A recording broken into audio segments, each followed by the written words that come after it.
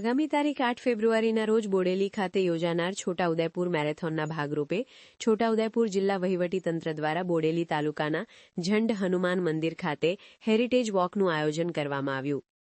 પ્રાકૃતિક સૌંદર્યથી ભરપૂર એવા છોટાઉદેપુર જિલ્લાના બોડેલી તાલુકાના ઝંડ હનુમાન મંદિરના મુખ્ય ગેટથી ભીમની ઘંટી સુધી હેરિટેજ વોક યોજાઈ હતી. આ વોકનું મુખ્ય ઉદ્દેશ જનતામાં સાંસ્કૃતિક જાગૃતિ, વારસાનું સંરક્ષણ અને આપણા વારસામાં ગૌરવને પ્રોત્સાહન આપવાનો હતો. હેરિટેજ વોકને મદદનીશ કલેક્ટર મુસ્કાન ડાગર સહિતના મહાનુભાવોએ લીલી ઝંડી આપી પ્રસ્થાન કરાવ્યું હતું.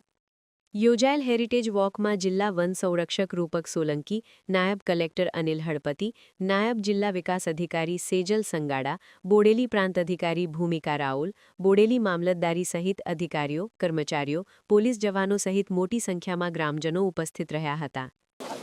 આજની આ હેરિટેજ વોકનું આયોજન જે થયું હતું, બધાએ બહુ જ ઇન્ટરેસ્ટથી આમાં પાર્ટિસિપેટ કર્યું છે. તમામ જિલ્લા કક્ષાના અધિકારી અને બોડેલીના પણ અધિકારી મિત્રોએ આમાં પાર્ટિસિપેટ કર્યું છે અને હેરિટેજ વોકને સક્સેસફુલ બનાવ્યું છે.